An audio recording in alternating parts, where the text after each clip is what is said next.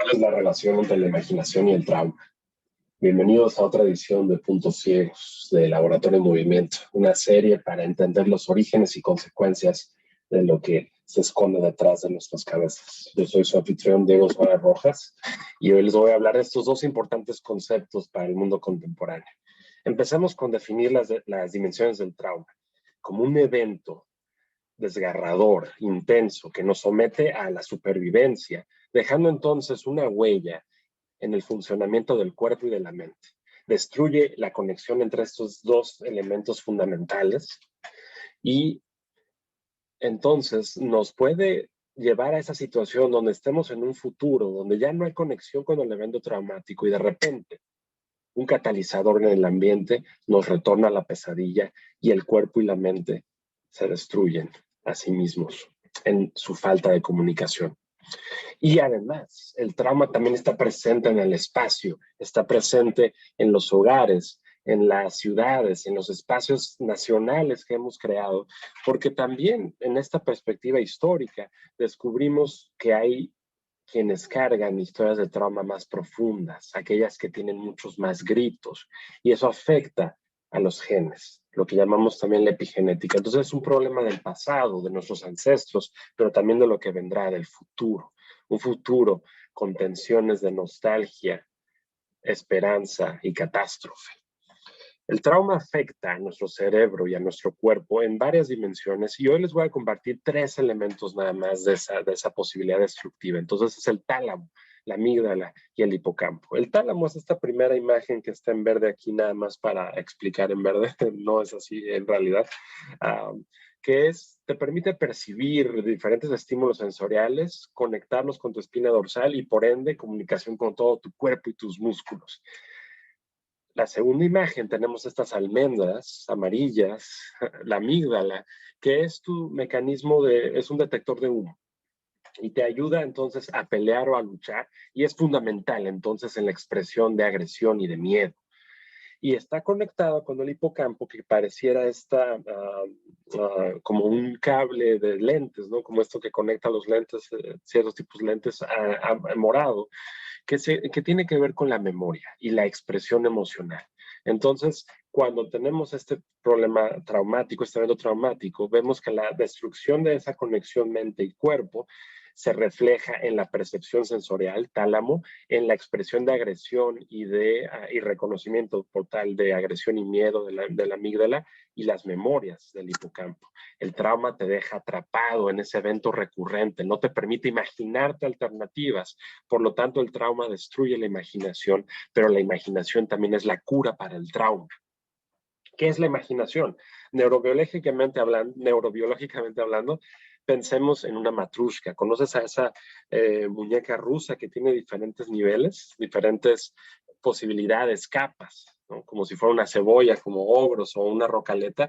Ese es tu cerebro de arriba para abajo, es decir, pensando también en la corteza hacia adentro, esta parte, hacia tu espina dorsal. Diferentes capas que en sus niveles a través, como si fuera la torre de un estacionamiento de autos, es un mosaico.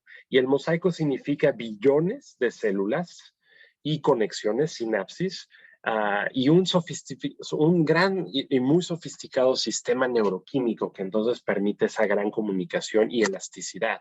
La imaginación es entonces ese potencial que tenemos para ponernos en situaciones que nunca hemos experimentado y entonces permitirnos innovar con la base genética que es billones de células en esta conexión de matrushkas y de mosaicos, ¿no?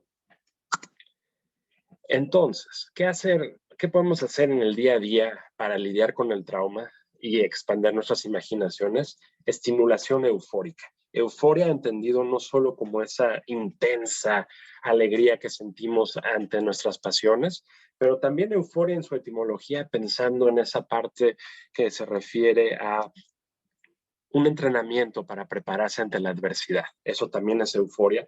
Y empieza con dibujarnos escenarios. La primera recomendación que tiene que ver si tienes dificultades para concentrarte con la mente en blanco, ¿por qué no intentas entonces hacer un juego de imaginación, un desafío, y verte como si fueras una piedra en una cascada durante 5 minutos o un elefante corriendo por un llano? Tú dime, el límite es tu imaginación. Y son 5 minutos de ejercicio al cerebro para ubicarnos en estos diferentes espacios. Esos constantes desafíos diarios te van a permitir entonces tal vez nuevas y emocionantes posibilidades con tus pasiones. Creación de analogías, por ejemplo. Entonces, con este ejercicio que vas haciendo, puedes expandir tu memoria y crea comparaciones locas, incluso hasta absurdas, entre pasiones tuyas y otros elementos de ciencia, de arte, que parezcan no tener nada que ver. Pero entonces, al crear esos puentes entre lo distinto, expandes tu red.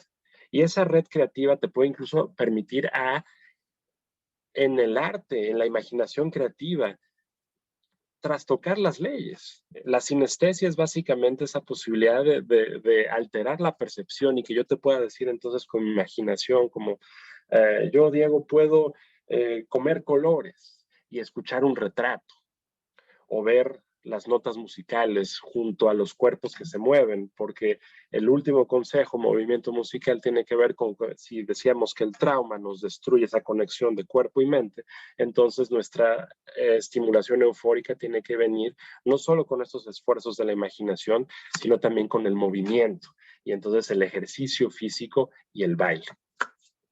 Si te gusta este contenido, recuerda entonces que hay que lidiar con el trauma, con la imaginación expandida, y puedes enterarte de este y otros temas increíbles en Laboratorio de Movimiento. Yo te invito a que revises lo que estamos haciendo con este gran equipo de personas y nos busques en Facebook, YouTube y la página web oficial. Yo soy Diego Suárez Rojas y es un placer. Nos veremos en la siguiente edición de Puntos Ciegos, buscando los orígenes y las consecuencias de los misterios.